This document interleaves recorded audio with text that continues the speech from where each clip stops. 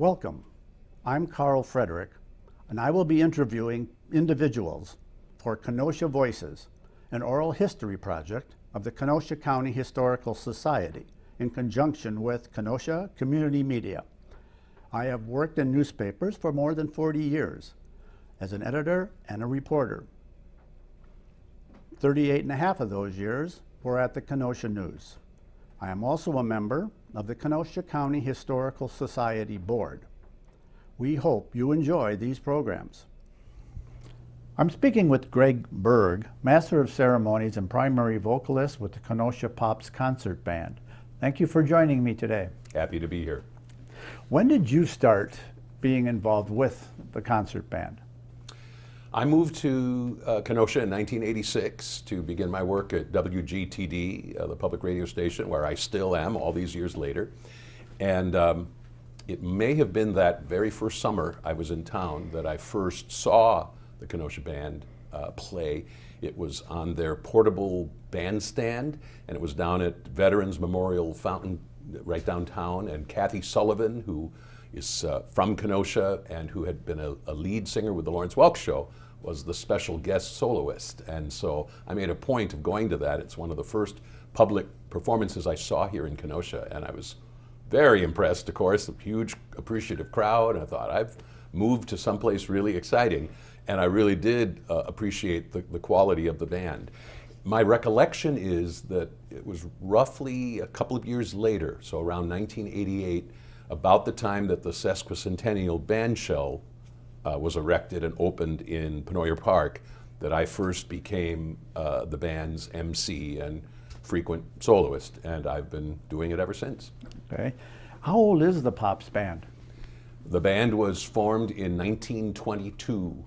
It was, back in those days, the American Legion Band, and it was sponsored by Post 2021, I think, Paul Herrick Post 21, and it remained with that name for several decades, or a couple of decades. It became eventually the Kenosha Concert Band, and then I think in the 60s it became the Kenosha Pops Concert Band to more accurately reflect kind of the lighter nature of most of the music that they played on their concerts. So is that the difference between a concert band, so to speak, and a Pops band?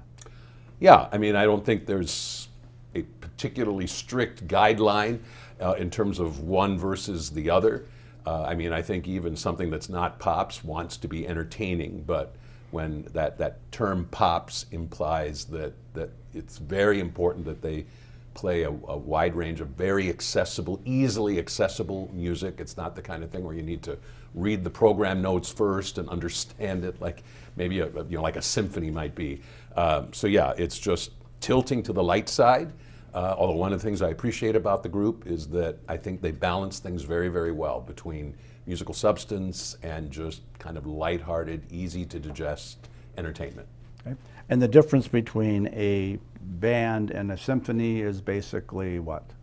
A symphony, a typical full symphony orchestra, has winds and strings, so woodwinds and brass and strings and percussion, whereas of course the typical band has pretty much only wind instruments and percussion, occasionally augmented by a string or two, but the essential sound is that of wind instruments. Okay.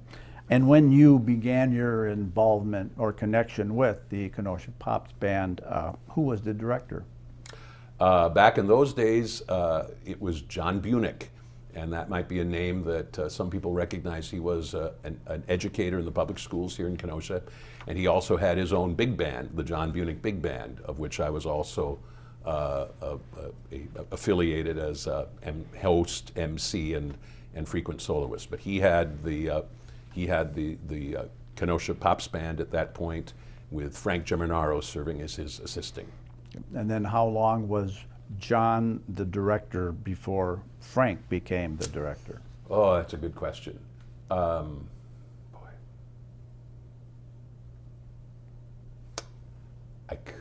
I wish I had calculated that. I'm not real sure. In my mind, it feels like it was maybe the mid-90s or something like that. before John Bunick stepped down and Frank became the director. And then how long was Frank the director of the Pops Band?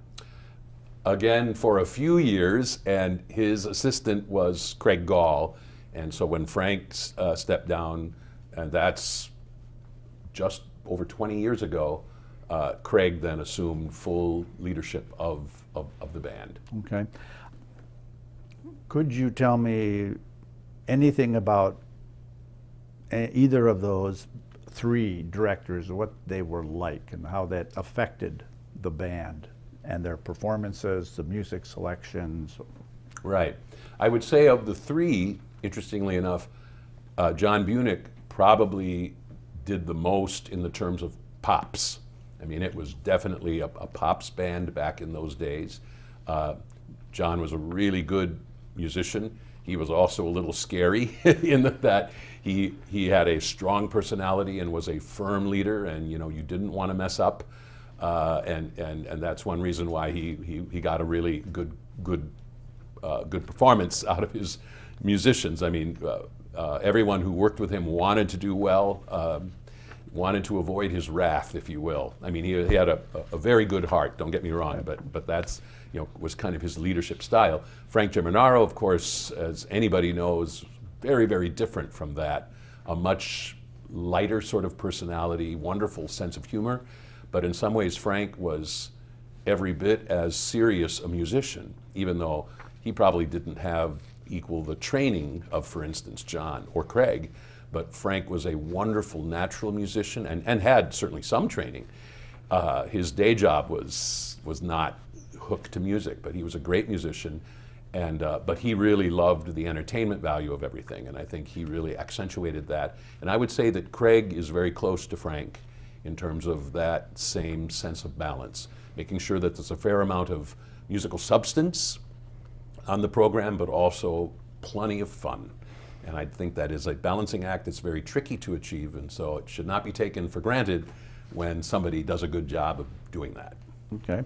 What is the membership of the band? Who are the people who play in the Pops Band? And you mean numerically, or I just mean the type of people that you would find. You have all kinds of different people who are in the band. A fair number of music educators, which I think is great. I mean, people who are high school or middle school or elementary music teachers and or band directors or private teachers, which I think is really cool. And I think it's healthy for anybody who is in that position on the podium on a regular basis to remember what it's like to be in the chairs as a member of an ensemble. So I think it's really, really neat that there are so many of them that are part of the group, but we have plenty of bakers and dentists and whatever. I mean, I just mean ordinary private citizens who play simply for the fun of it. And I couldn't tell you the balance between those two constituencies, if you will, but it strikes me as a healthy mix of the two. Okay. And is there much change in the band from year to year, since it is pretty much I feel like being a part of it this year or next year, or tell me about that. Generally speaking, when you are a member in good standing, you remain with the band as long as you desire and are able.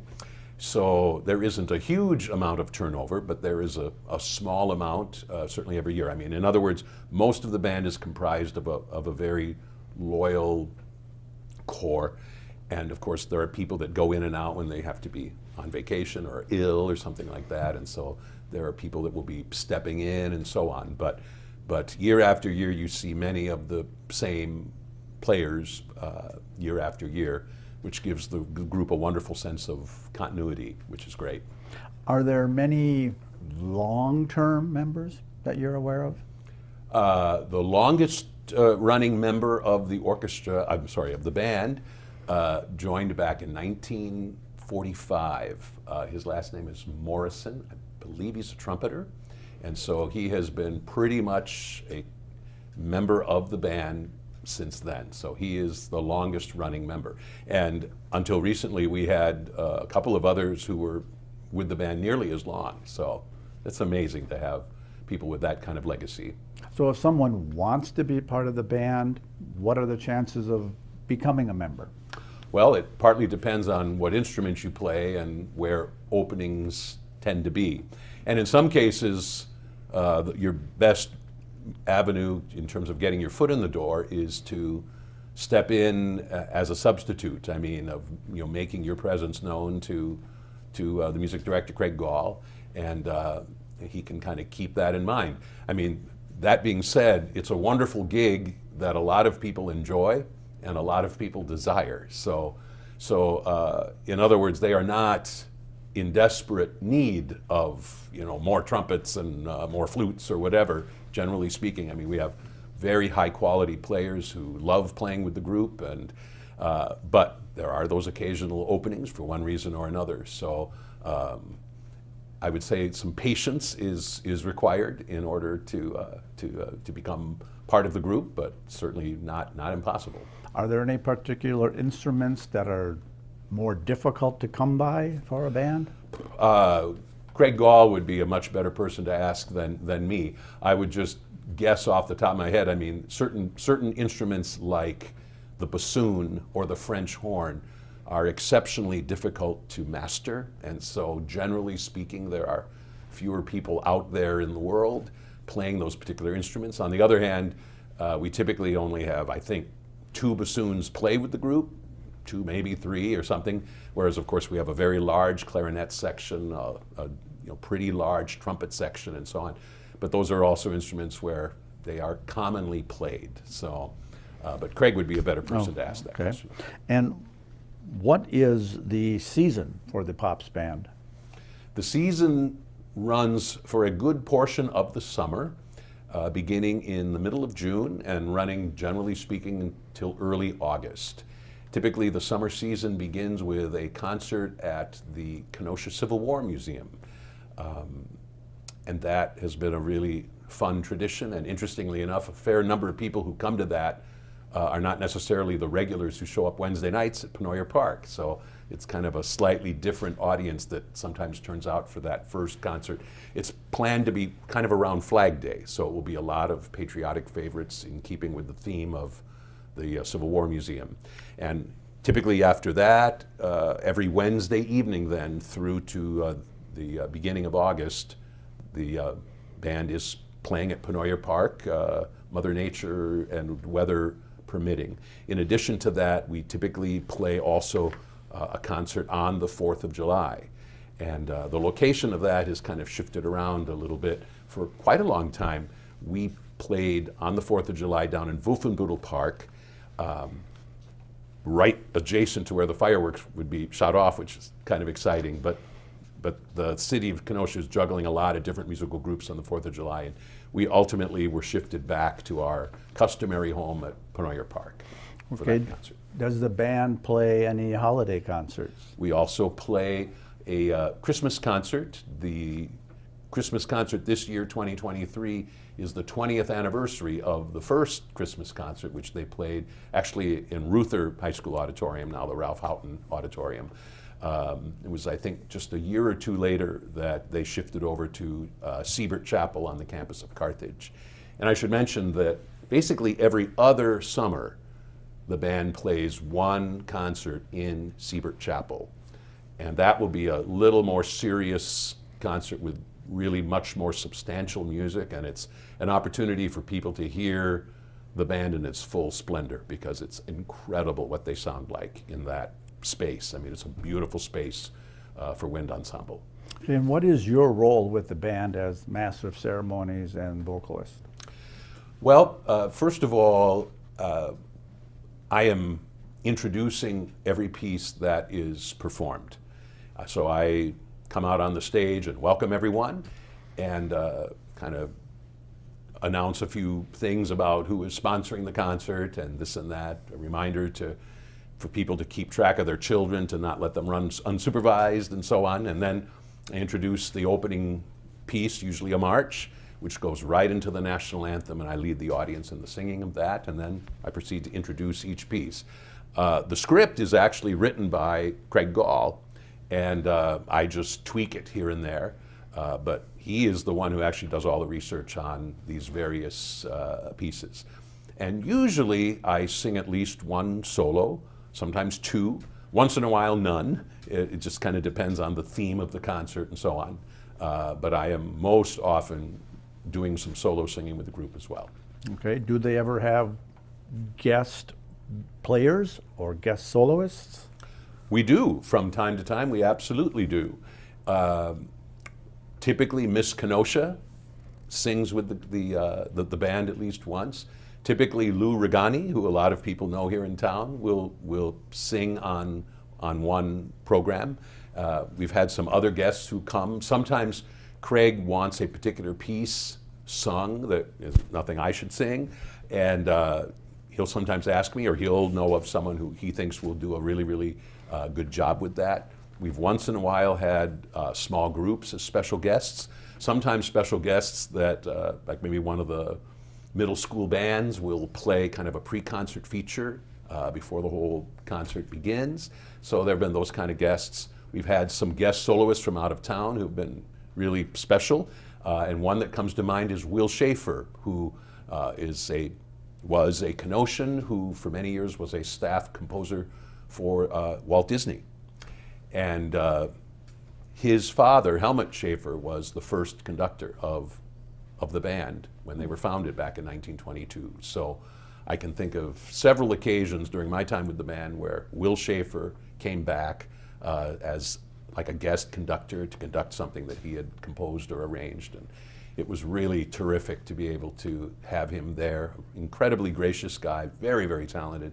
And when he was there, of course, we were kind of touching base with the very dawn of the group.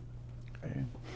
And you mentioned sponsorships. Are the Wednesday night performances sponsored? The summer season is primarily underwritten by the city of Kenosha. I couldn't tell you a whole lot more than that. I mean, I have no idea, the amount of the check that they sign, but that support is absolutely indispensable.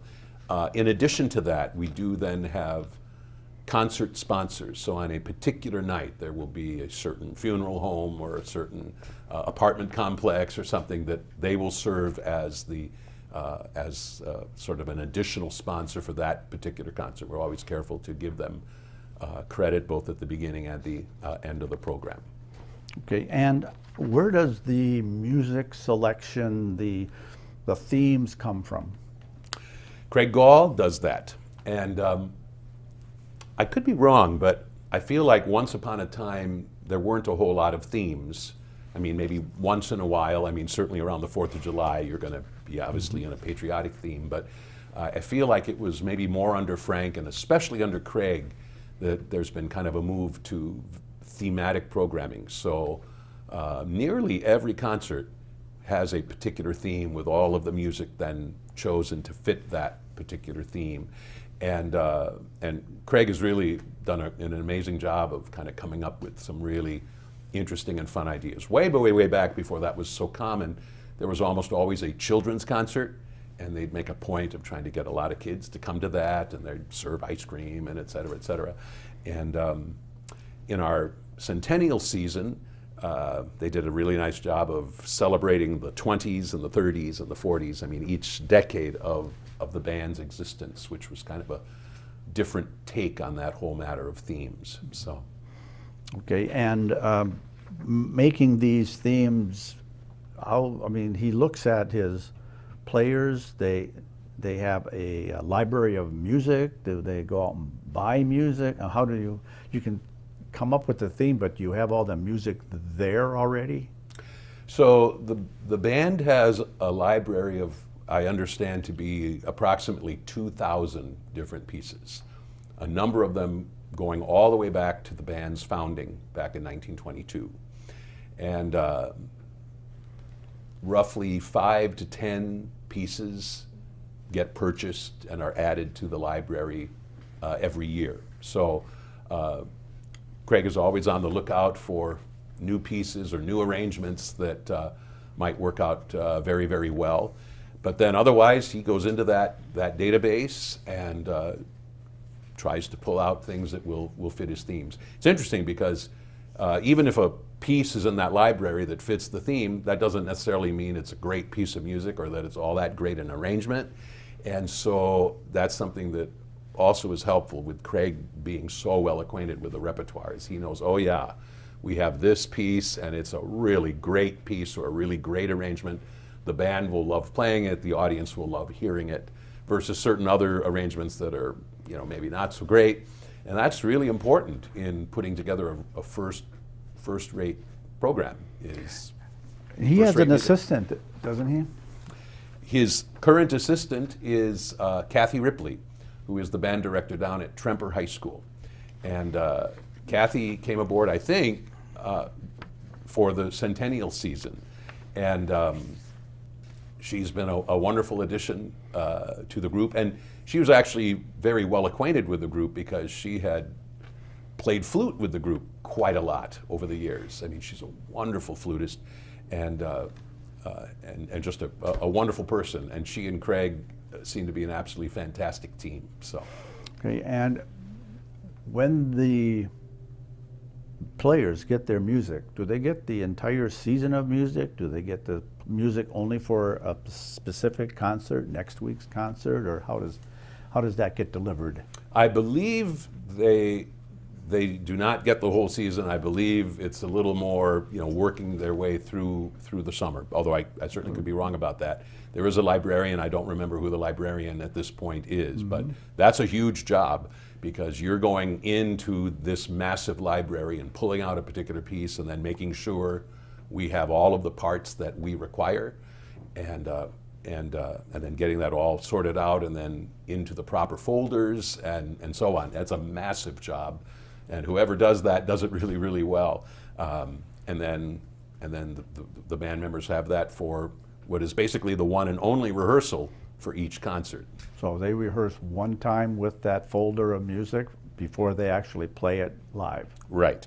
They rehearse every Monday night out at UW Parkside in the beautiful Francis Bedford Concert Hall, and or in their band room, one or the other. And there's typically that first rehearsal before it all starts where Craig can maybe get a little head start on especially tricky pieces. But mostly they are on Monday night practicing what they're going to be playing 2 nights later. So that means you really have to have crackerjack musicians who do not need their hands to be held and who don't need weeks and weeks and weeks to get the hang of something. I mean, they have to be able to sit down and really read these works very, very well the first time. And then you do some polishing, but then it's on to the next thing. So it's rigorous. Has the band ever recorded its concerts? There have been 2 compact disc recordings that have been made. The first one was, I'm pretty sure, was their Christmas concert. And Craig was telling me that actually was pulled from 3 different live recordings of their Christmas concert. So excerpts from 3 different Christmas concerts at Siebert Chapel. And then there was a second CD made called, I think, Passport to the Pops, featuring different pieces of music from kind of all around the world. As far as I recall, those are the only 2 official recordings that have been made and sold to the public. Okay. So you have players who have a short timeline for playing this music, largely commit to much of their summer. What is the driving reason why people want to play in the Pops band? Well, of course, you would be best to ask them, but to whatever extent I can speak for them, I think, first of all, we're talking about people who genuinely love music and don't just want to consume it, but want to make music. And so there is a special joy in that, and I think really only if you are a musician can you possibly understand that joy and satisfaction.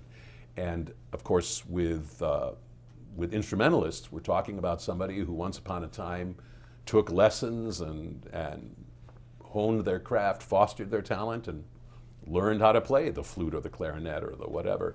And they want to continue on. They want to keep using their instrument, whatever it is, and enjoy the opportunity to share their talent with other like-minded musicians.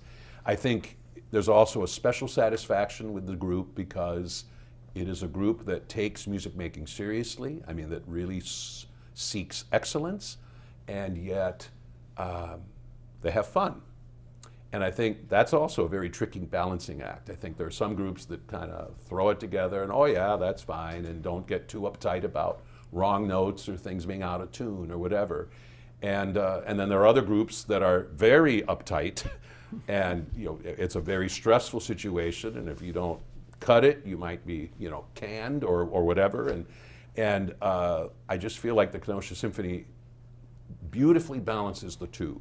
I mean, they want to be faithful to the legacy of excellence that's been in place for a long time, for decades with this group. And yet, music is about giving joy and experiencing joy. And so I think for all those reasons, that's what keeps people bringing back. That and the fact that the band has enjoyed such really sterling leadership and leaders, that is directors, conductors, that very much appreciate them and make sure that they feel appreciated. Okay, well then let's get to the success of the Pops band. What do you attribute that success to? 101 years at this moment. You mentioned leadership. What other kinds of things contribute to the success of the Kenosha Pops band? Well, it certainly is helpful that Kenosha is such a musical community in and of itself. So with a very strong musical heritage in its schools, and so this is a town that has cared about music a lot for a long, long time.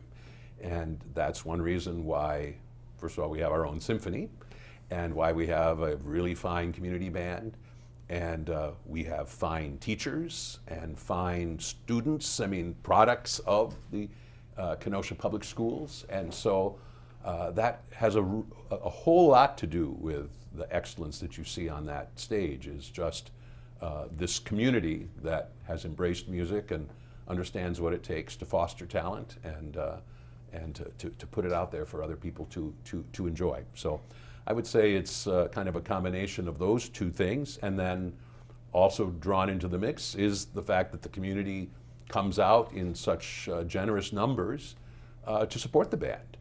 And I suspect that if we were going out on that stage and looking out at an audience of 30 or 40 people, something would be lost, and I don't think people would feel the same enthusiasm. But when you have hundreds and hundreds of people sitting on that hillside, sometimes many, many hundreds of people coming out, that just gives you a certain energy that is a really exciting, wonderful feeling. So, tell me about that audience. What do they look like? Well, they come in all shapes and sizes, and not just from Kenosha. We have a fair number of people who make the drive down from Racine, or who drive up from Waukegan, or who knows from what other places. And when I make my way through the audience on a given Wednesday night, I'll often be struck by the number of people that I meet who are actually not from Kenosha necessarily. And so I think in many cases, it's people who love music but are not necessarily interested in an experience where you sit there quietly and with rapt attention at every note that's being performed, but music that you're enjoying on a little more casual level in a setting that's really beautiful with the lake right there. So it's just a variety of people who kind of find themselves drawn to that. And that's, of course, a fair number of older folks are in that audience, but by no means is it exclusively for older people. You see people of all ages there, and that's always gratifying. Okay. And how do you see the future of the band? It's been around for 101 years. Is it going to be around for another 100 years? Well, I should certainly hope so. I can't think of any reason to not be optimistic. The band is in wonderful form, doing a really, really terrific job. I think the culture of the group is fantastic. That is just kind of the atmosphere in both rehearsals and performance. It's just a group that people are very, very excited to be a part of, and that more and more people are excited to come here. The band numbers just under 60 players, and that's up from about 35 when the group started back in 1922. So there's been that kind of growth, but I would say also, as far as I can tell, a real growth over the years in just excellence, in just where the bar is set in terms of the quality of what they do. And so that's really gratifying. And as much as the world changes and as much as certain things fall away, I don't think music is going anywhere, and I don't think live music is going anywhere. I think there are always going to be people who will want to come out on a beautiful Wednesday night and enjoy wonderful music. Well, thank you for joining me today. You're welcome.